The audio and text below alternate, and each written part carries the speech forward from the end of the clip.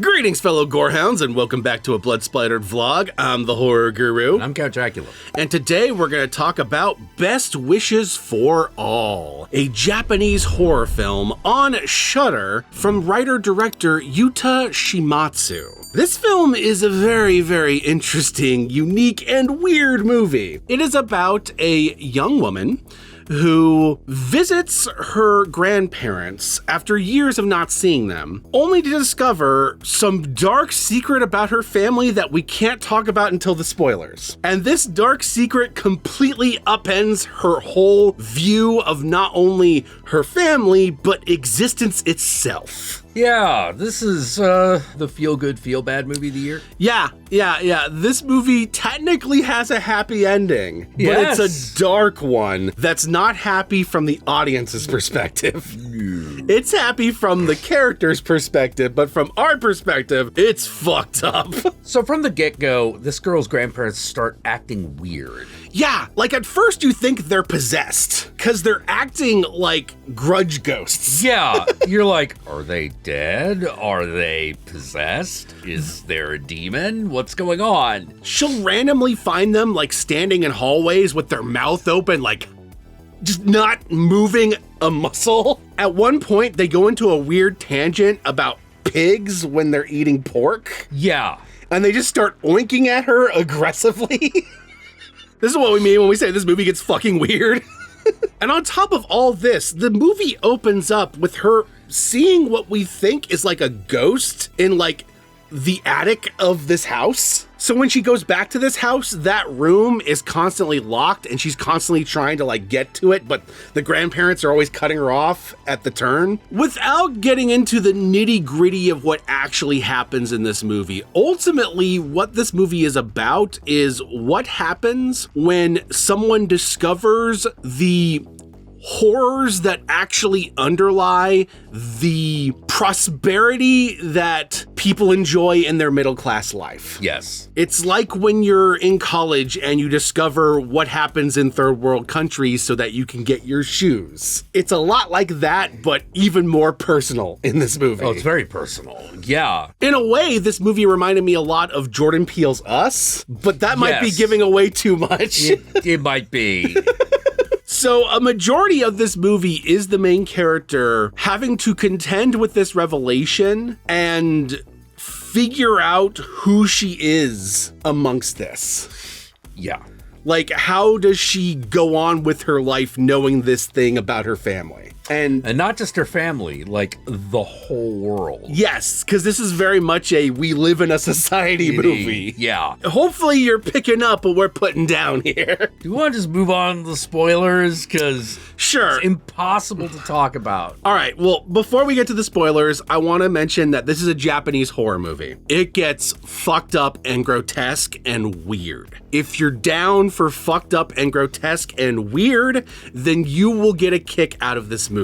If you like movies with hardcore social commentary that takes a critical lens to essentially capitalism itself, then you're gonna enjoy this movie. If you like allegories about life, because as much as we want to say what this movie says is a little extreme, it's actually not that far from reality when you think about it. Metaphorically, it's literally, it's a huge stretch. Metaphorically, it's not a stretch at all. Exactly. It's a lot like Us in that way. Yeah. Literally, Us is fucking ridiculous, but metaphorically, Us is like perfect. Yeah. And so, with that said, let us move on to the spoilers. This movie is currently available on Shudder. Check it out and enjoy it if you have Shudder. And with that said, let's move on to the spoilers.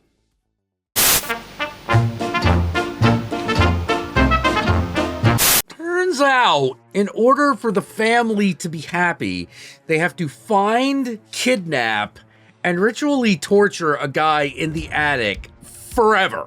Yeah, the idea being their happiness has to come at the expense of someone else's unhappiness. They have to take the happiness of someone else in order for them to maintain their happy lifestyle. Yeah, she discovers this like about halfway through the movie. Yeah. And then tries to free this guy. She gets her friend that lives nearby that she hadn't seen for years, like her old childhood friend, and tells him about it. He gets his pickup truck and drives to the house with her to fucking free this guy from the fucking attic, only for her to discover in the process of trying to free this guy that the whole town is in on it. Yeah. But wait, it gets worse. The whole country is in on it. All of Japan, and the implication is the world at large, exists this way. Their happiness, their middle class, happy, financially secure life only exists at the expense of someone else's suffering. And every household has a chained up person in an attic. Yeah, and those who don't do this are considered weird. Yes. In fact, you might be on the chopping block to be one of these tortured people if you cause too much a stink about it. Yes. Which is basically the position the main character ends up in. She doesn't want to be part of this society, so she tries to seek out alternative options and finds out that her aunt at one point found out about this and fucked off into the woods. But when she goes to find her aunt is crazy. And not only that, she has her own, person that she has tortured and kept to the point that it is mummified. Yup. She tries to teach her how to chop wood, only to put her head in the way of the wood, so she ends up killing her aunt. Yeah. You get the feeling it's this is her suicide. Yeah, exactly. This is the wretched truth. I'm just like everyone else. Yeah. At that point, she kind of gives in. Yeah. Because what else she gonna do? She fights it the entire movie, and there's a lot of weird things that happen throughout the movie. Like, her brother starts, spewing blood at one point, because the longer you go without the tortured person, the more your happiness will start to drain, and you'll start to suffer. Their eyeballs start popping out. It gets gnarly. It gets body horror as hell.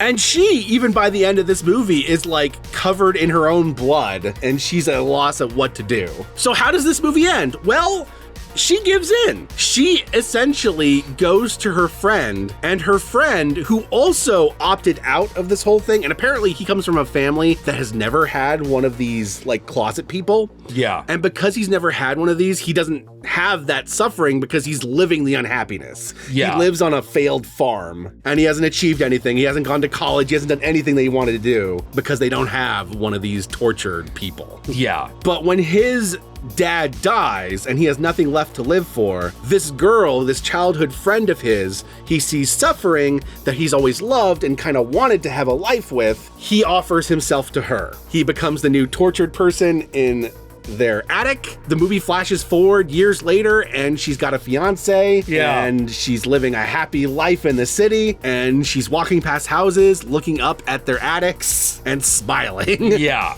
She gave in to the society. She's now one with the society. She reached her happy ending. She is now achieving her happiness, but it's super fucked up. The love of her life is now being tortured forever for her happiness to exist. Yep. And she doesn't seem to care because she's just given in and accepted that's the way it is. Because she's just happy now. Essentially, what this movie is it's what happens when you actually become woke. Yes. When you wake up. Yeah, when you actually realize, wait a minute. Yeah.